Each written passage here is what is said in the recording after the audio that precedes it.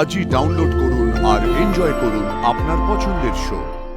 আরশি, আরে আমি থাকতে আর কোনো অমঙ্গল হবে না। কিন্তু সিঁদুর কৌটোটা ভেবে পড়ে গেল কেন বলো তো? এসব কিচ্ছু না, অত ভেবো না। না ধরো। দেখুন, I am sorry to say, ওনার সুস্থ হবার চান্স কিন্তু খুব কম। একটা অপারেশন করতে হবে, তবে সেটা খুব রিস্কি। তার জন্য আপনাদের বন্ড সাইন করতে হবে। আপনারা রাজি তো?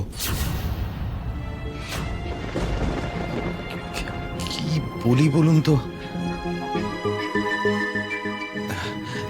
ঠিক আছে, আমি রাজি, আপনি অপারেশন করুন। ওকে, আমি তাহলে ইমিডিয়েটলি অপারেশনের ব্যবস্থা করছি। Right, please. Thank you. হ্যাঁ হ্যাঁ, আমি জানাচ্ছি।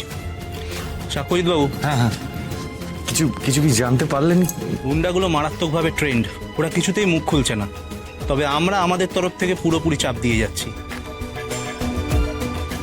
কিন্তু আমি আপনাদের একটা অ্যাসিওরেন্স দিচ্ছি, আজকের পর আপনাদের কাকিমার জন্য 24 ঘন্টা পুলিশের ফুল প্রোটেকশন থাকবে, কেবিনের বাইরে, এমনকি হসপিটালের বাইরেও। আমি নিচেও থাকবো। আজকের পর এই কেবিনের মধ্যে একটা মশা মাছিও গলতে পারবে না। হ্যাঁ হ্যালো, ইমিডিয়েটলি হসপিটালে লোক পাঠানোর ব্যবস্থা করো। দেখো বজরংবলী, এবার যেন ওরা মুখ খোলে।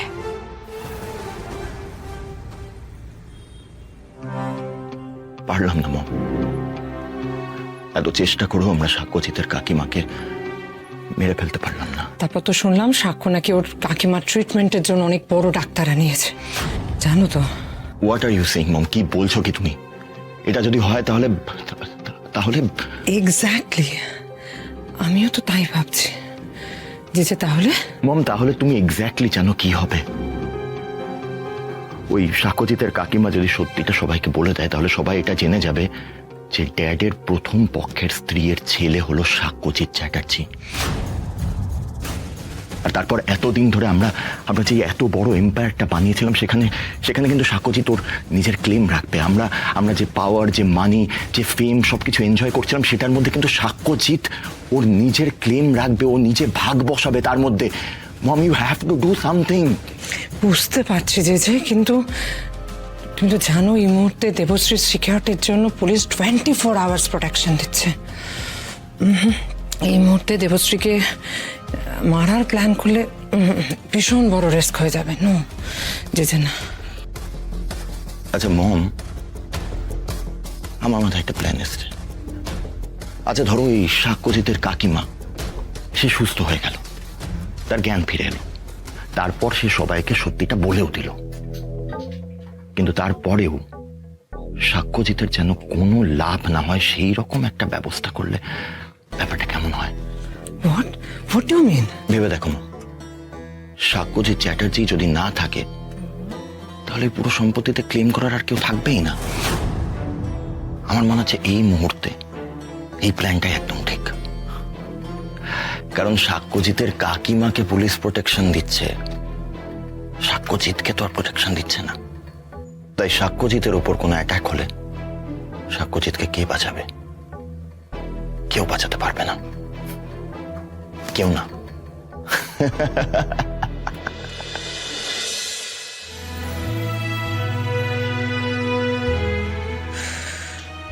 মেজো কাকিমা এমন কি জানে যে দামিনী ম্যাডাম মেজো কাকিমাকে মারতে চাইছে? কিছুতেই বুঝতে পারছি না আমি। এই!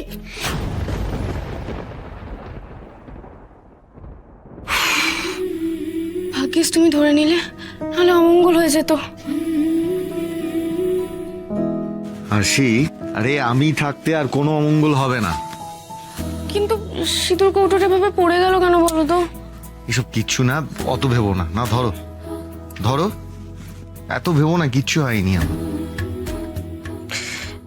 না গো, আমার না মনটা খচখচ করছে। একই কাকিমার উপর দুবার অ্যাটাক হলো, তারপর তোমার শোতে বেরোনোর আগেই এরকম হলো। এই বলছি, আমার না যেতে দিতে মন চাইছে না তোমাকে। অবশ্য আমিও তো তোমার সঙ্গে যেতে পারবো না কাকিমাকে ছেড়ে। আশি, তুমি আমার সঙ্গে যেতে যাবেই বা কেন বলো তো? হ্যাঁ, না মানে তোমার তো এখানে থাকাটা বেশি দরকার। হ্যাঁ সেটা তো জানি। এই বলছি, বজরংবলী আমাকে কোনো ইঙ্গিত দিচ্ছে না তো? এই তোমার কোনো বিপদ হবে না তো গো? হাসি হাসি, আমার আমার কিচ্ছু হবে না, কিচ্ছু হবে না। আর তাছাড়া ওই গুন্ডাগুলো মেজো কাকিকে টার্গেট করেছে, আর তার এক্স্যাক্ট রিজনটাও আমরা কেউই জানি না। তাই বলে আমার কেন বিপদ হবে বলো তো? এই আমি এত শত জানি না, কিন্তু তোমার সাথে বেরোনোর আগে আমার হাত থেকে সিঁদুর কৌটোটা পড়ে গেল। আমার একদম ভালো লাগছে না, আমার খুব ভয় করছে। এই বলছি, শোনো না, একটা কথা শোনো না আমার, তুমি পুলিশ প্রোটেকশন নিয়ে যাও। আরে পুলিশ এত ভয় পেলে চলে নাকি? হ্যাঁ,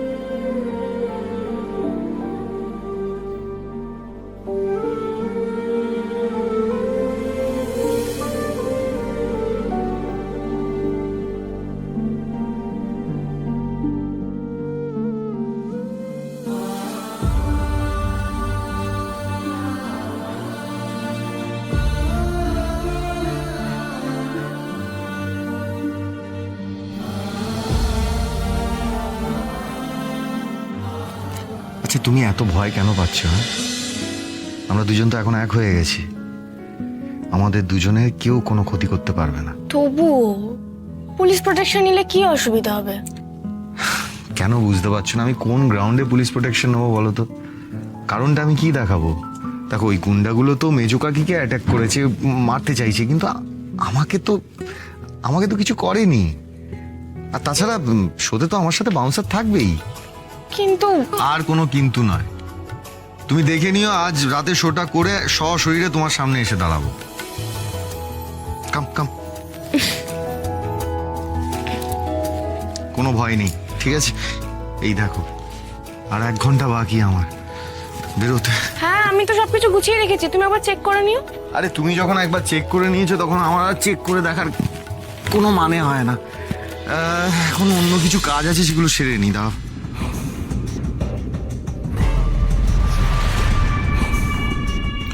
এই তোমার বেরোতে 1 ঘন্টা বাকি, তাই তো?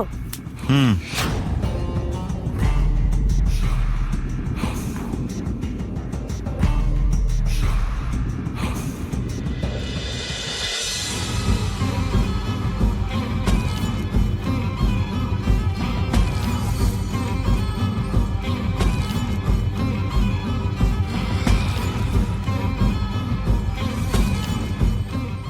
আচ্ছা, এই লোকেশনে পৌঁছতে আর কতক্ষণ লাগবে? এখনো 45 মিনিট স্যার।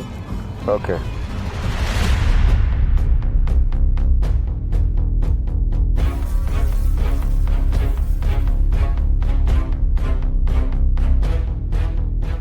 সাক্ষ্যজিৎ চ্যাটার্জি গাড়িতেই আছে স্যার। ফলো করে যা, এক মুহূর্ত যেন চোখের আড়াল না হয়। আর সুযোগ পেলে একেবারে পয়েন্ট ব্ল্যাঙ্ক রেঞ্জে গুলি করে দিবি। একটা কথা মনে রাখিস, এইবার যেন সাক্ষ্যজিৎ চ্যাটার্জি কোনোভাবে আর না বাঁচতে পারে। ওকে স্যার, কাজ হলে জানাচ্ছি।